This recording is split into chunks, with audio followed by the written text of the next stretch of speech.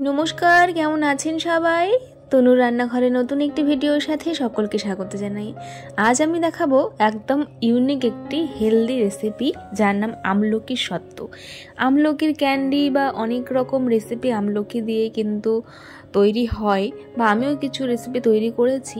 এটা কিন্তু তার থেকে একদম আলাদা।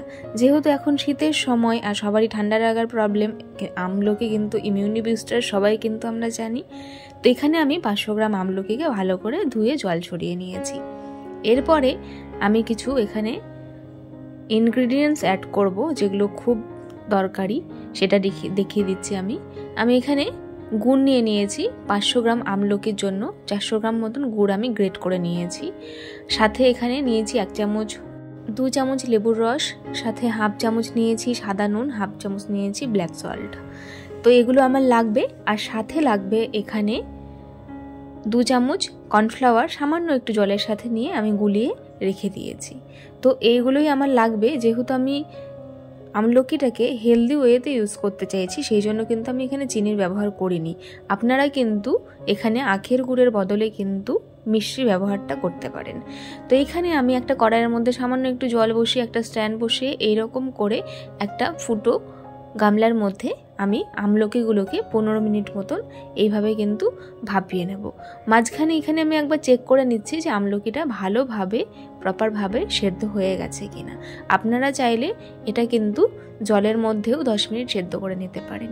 তো এখানে আমলকিগুলো ভাপানো হয়ে গেছে, তুলে ঠান্ডা করে নিয়েছি।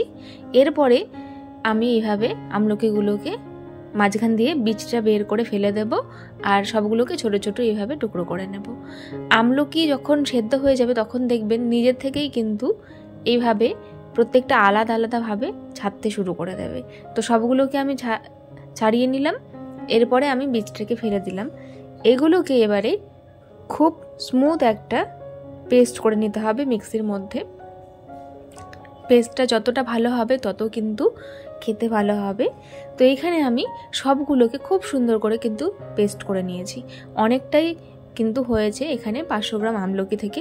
আমলকি কিন্তু এখন বাজারে অ্যাভেলেবেল হয়ে গেছে, দামটাও কম। আপনারা চাইলে কিন্তু এটা বানিয়ে ফ্রিজে রেখে 1 বছর পর্যন্ত কিন্তু খেতে পারেন। বাচ্চা থেকে বড় সবার জন্য কিন্তু খুব উপকার দেবে। তো এখানে আমি দিয়ে দিলাম আমলকিটা। তারপরে গ্যাসটা আমি জ্বালিয়ে দিয়েছি। গ্যাসটা জ্বালানোর পরে প্রথমে আমি দিয়ে দিলাম যে গুড়টা রেখেছিলাম সেটাকে। তো আজকের ভিডিওটি যদি আপনাদের ভালো লেগে থাকে তাহলে প্লিজ চ্যানেলটিকে লাইক, শেয়ার, সাবস্ক্রাইব করে বেল নোটিফিকেশানটি অন করে রাখবেন। এতে করে আমার ভিডিওর নোটিফিকেশান সবার আগে পেয়ে যাবেন। আর আমি যেভাবে আমলকি সত্ত্ব বানিয়ে রেখে স্টোর করে রাখি সেটাই কিন্তু আজকে আমি শেয়ার করছি। কোনো প্রিজারভেটিভ নয়, কোনো রকম কিন্তু এখানে কিছু আমি অ্যাড করব না। একদম ন্যাচারাল ওয়েতে বানাবো, হেলদিভাবে। তো তারপরে কিছুক্ষণ গুড়টা মেল্ট হয়ে গেলেই এর ওপরে আমি 2 রকমের নুন নিয়েছিলাম, সেটাকে কিন্তু দিয়ে দিলাম। এরপরে 10 মিনিট মতন এইভাবে জাল করতে করতে কিন্তু কালারটা আমাদের চেঞ্জ হয়ে গেছে। যেহেতু গুড় দেওয়া আছে সেই জন্য তাড়াতাড়ি কালারটা ধরে গেছে। এই সময় কিন্তু আমি এখানে লেবুর রসটা অ্যাড করে দিলাম। লেবুর রস দিয়ে খুব ভালো করে কিন্তু হাত চালিয়ে এবারে সমানে নাড়াচাড়া করতে হবে।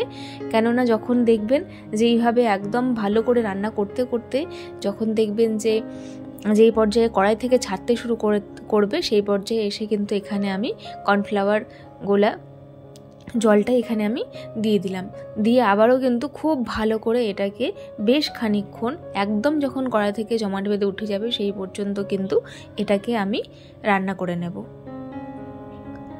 এটাকে আপনারা চাইলে পিস পিস করেও কিন্তু কেটে বয়ামে রেখে দিতে পারেন মিষ্টির সাথে কোটিং করে নিয়ে। কিন্তু আমি এটা সত্ত্ব হিসাবেই ব্যবহার করব, বা আমি যেহেতু আমলকি সত্ত্বই বানাচ্ছি সেই জন্য আমি এটা পিস করব না।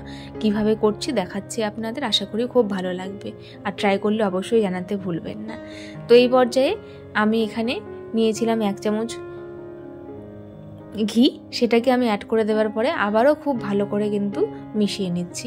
আপনারাও দেখতে পাচ্ছেন যতটা সময় কিন্তু রান্না হচ্ছে সেই অনুযায়ী কিন্তু কালারটা ধীরে ধীরে চেঞ্জ হচ্ছে, আর স্ট্রাকচারটাও কিন্তু ধীরে ধীরে পাল্টাচ্ছে। তো এটা আমার রেডি হয়ে এসেছে। গ্যাসের ফ্লেমটাকে অফ করে ওটা আমি সাইডে রেখে দিলাম। এইবারে একটা ট্রের মধ্যে বাটার পেপার নিয়ে সেই বাটার পেপারের ওপরে আমি এটাকে ধীরে ধীরে এইভাবে আস্তে আস্তে স্প্রেড করে দিচ্ছি গরম অবস্থাতেই।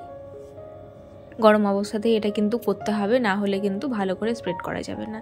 এটা কিন্তু বেশ ভালো থিকনেস আমি রেখেছি, সেই অনুযায়ী কিন্তু আমি এখানে বাটার পেপারের ওপরে বেশ মোটা করে আমি এটাকে দিয়ে দিচ্ছি। এইবারে ভালোভাবে কিন্তু এটাকে আমি স্প্রেড করে একদম সমান করে নিয়েছি। এটাকে আমি ঠান্ডা হয়ে যাওয়ার পরে এটাকে আমি 4 থেকে 5 ঘন্টা মতন রোদ দিয়েছিলাম। এরপরে কিন্তু এইভাবে সুন্দর করে এইভাবে স্লাইস করে আমি বেশ মোটা মোটা করে আমলকি সত্ত্বটাকে কিন্তু কেটে নিচ্ছি। আমি একটা তুলে দেখাচ্ছি কতটা মোটা রয়েছে।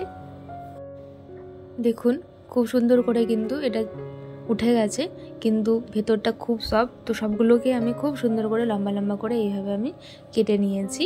এটাকে আমি সামান্য একটু মিষ্টির গুঁড়োর সাথে কোটিং করে আমি এটাকে রাখবো, যাতে খুব ভালোভাবে একে অপরের গায়ে না লেগে যায়। খুব ভালোভাবে এটাকে কিন্তু স্টোর করে রাখা যায়। আপনারা চাইলে 6 মাস বাইরে রেখেও এইভাবে কিন্তু রেখে দিয়ে খেতে পারেন, আর ফ্রিজে রাখলে কিন্তু 1 বছর যাবে। তো প্রত্যেক দিন একটু একটু করে খেলে আমাদের শরীরের জন্য কিন্তু ভীষণই উপকারী আমলকি। তো এটা আমার রেডি হয়ে গেছে। কেমন লাগলো অবশ্যই জানাতে ভুলবেন না। আজ তবে আসি, দেখা হবে আরও একদিন। ধন্যবাদ।